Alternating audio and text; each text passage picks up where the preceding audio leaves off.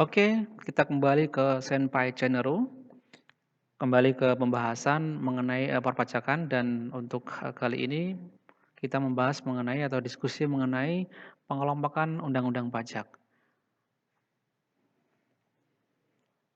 Sebelumnya, kita mengenal, undang-undang pajak ini sepertinya ada banyak sekali ya, dan Indonesia ini melakukan reformasi perpajakan besar-besaran pada tahun 1983, di mana di sana ada, perubahan dari, sebelumnya, totally, atau misalnya mostly yang menganut asas, official assessment dan beralih kepada, self assessment system, ya kan. Nah, kita belajar mengenai undang-undang ini dan undang-undang apa aja yang akan kita pelajari. Yang pertama tentunya adalah, undang-undang mengenai KUP ya, Ketentuan Umum dan Tata Cara Perpajakan. Nah, undang-undang ini disebut sebagai undang-undang nomor, atau undang-undang KUP seperti itu aja, atau undang-undang nomor 6 1983 dan telah diubah beberapa kali dan yang terakhir adalah undang-undang mengenai, KUP itu pada nomor 16 tahun 2009. Undang-undang yang kedua adalah undang-undang mengenai, PPN dan PPNBM, pajak pertambahan nilai atau PPN dan pajak penjualan barang mewah, PPNBM. Nah, ini disebut sebagai Undang-Undang, PPN 1984. Kenapa namanya seperti ini? Karena, jika KUP tadi berlaku mulai tahun 83, maka PPN ini berlaku mulai 1984 dan diubah terakhir, pada tahun 2009 ya. Kemudian yang ketiga adalah undang-undang mengenai, pajak penghasilan atau PPH nomor 7 tahun 83, sebagaimana telah diubah terakhir dengan Undang-Undang Nomor 36 tahun 2008 dan disebut sebagai Undang-Undang PPH, seperti itu aja. Atau Undang-Undang PPH nomor 7, 83, itu juga boleh. Yang keempat adalah Undang-Undang mengenai penagihan pajak dengan, surat paksa atau Undang-Undang, PPSP. Ya ini, Undang-Undang Nomor 19 tahun 97, ini nanti kaitannya banyak dengan, penagihan pajak dan kita hanya belajar, mungkin hanya sekilas, tidak secara mendalam. Kemudian undang-undang selanjutnya adalah undang-undang mengenai bea materai. Nah, bea materai tentu sangat, familiar terutama, bagi kita semuanya dengan materai tembak ini. Ini diatur dengan Undang-Undang Nomor 13 tahun 85 dan tahun ini sepertinya akan diubah dengan Undang-Undang Nomor sekian, belum tahu ya tahun 2020, di mana sebelumnya terdapat perubahan materai menjadi, tarif tunggal Rp10.000 dan berlaku mulai tahun depan, insyaallah. Kemudian undang-undang berikutnya adalah undang-undang, eee, pajak bumi dan bangunan atau PBB tahun, Undang-Undang Nomor 12 85 dan undang-undang PBB ini juga sebenarnya ketika ada pengalihan PBB sektor P2, sektor pedesaan dan perkotaan dari pemerintah pusat kepada pemerintah daerah, maka juga, kita ngikut undang-undang berikutnya, yaitu Undang-Undang PDRD, Undang-Undang Pajak Daerah dan Retribusi Daerah. Ya ini Undang-Undang Nomor 28 tahun 2009. Itu, kira-kira, undang-undang yang akan kita pakai dan barangkali nanti kita akan banyak menggunakan, sebelum, UTS ini kita akan, berkutat banyak dengan undang-undang pajak penghasilan. Adapun setelah, UTS, maaf, PPH dan juga KUP, namun, sebagian besar adalah, PPH. Adapun setelah UTS nanti adalah PPNBM, PBB, bea materai dan undang-undang, PDRD ya. Namun nanti, pertemuannya akan banyak membahas mengenai masalah, PPNBM.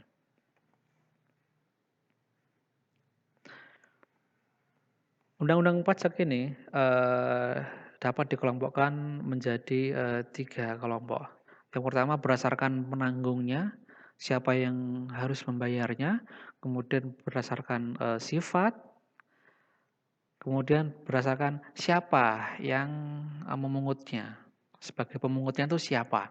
Yang pertama adalah berdasarkan, penanggungnya. Siapa yang menanggung pajak itu? Dibedakan menjadi 2 yaitu pajak langsung dan pajak tidak langsung. Pajak langsung ini, tidak dapat dilimpahkan kepada pihak lainnya. Artinya orang yang menerima atau orang yang memperoleh, suatu penghasilan ini dia sendiri yang menanggung. Contohnya adalah undang-undang, PPh. Kemudian pajak tidak langsung ini adalah, siapa yang memperoleh atau mendapatkan, tapi, pajaknya ini dapat dilimpahkan kepada orang lain. Di sini contohnya adalah PPNBM. Kenapa? Karena ketika kita melihat lagi di sini adalah, di dalam, pajak langsung ini, bahwasanya siapa yang membayarkan dan siapa yang dibebankan untuk membayar itu adalah sama. Misalnya saya seorang, karyawan misalnya, saya memperoleh penghasilan dari tempat saya bekerja, ya kan?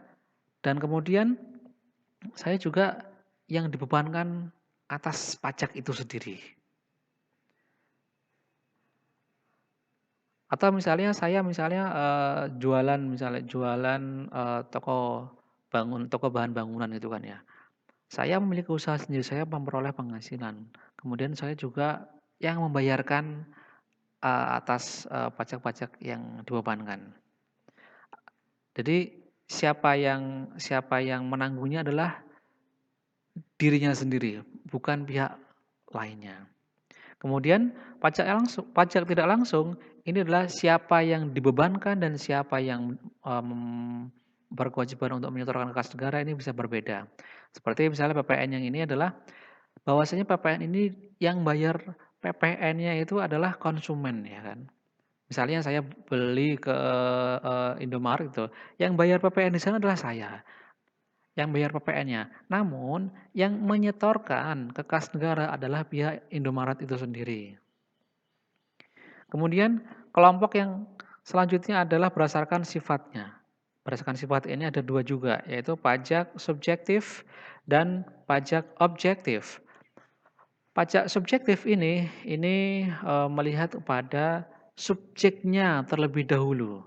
Subjeknya dilihat dulu, siapanya, baru kemudian objeknya. Objeknya apa, objeknya berapa. Nah, seperti contohnya adalah Undang-Undang PPh. Siapa orangnya, misalnya saya, kemudian berapa objeknya, berapa penghasilannya, itu adalah pajak, subjektif. Kemudian pajak objektif ini melihat dari objeknya terlebih dahulu, kemudian baru dicari orang atau badan yang harus membayarnya atau objeknya, atau subjeknya.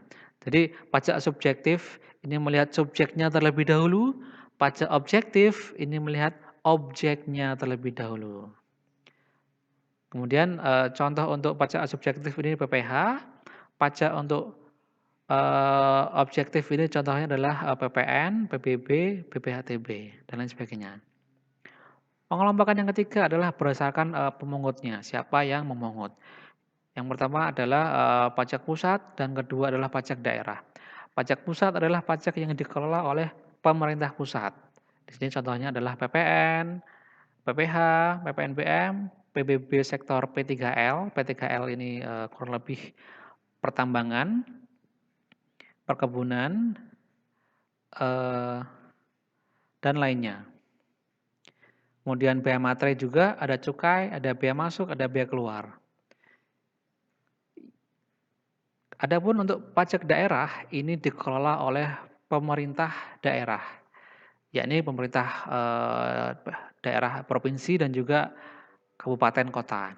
Untuk, pajak daerah yang dikelola oleh provinsi ini seperti PKB ya, pajak kendaraan bermotor, kemudian BPNKB, bea balik kendaraan bermotor, pajak pengambilan dan manfaatan air tanah, air bawah tanah dan air permukaan. Adapun untuk, contoh pajak yang dikelola oleh pemerintah kabupaten atau pemerintah kota, ini misalnya adalah pajak, hotel dan restoran, pajak reklame, pajak, hiburan, kemudian, BPHTB dan PBB sektor P2, perkotaan dan pedesaan. Nah, demikian adalah, pengelompokan pajak yang bisa saya jelaskan. Terima kasih, telah menyimak ya. Jangan lupa subscribe, like, comment, and share. Duh, macam YouTube sejati ini.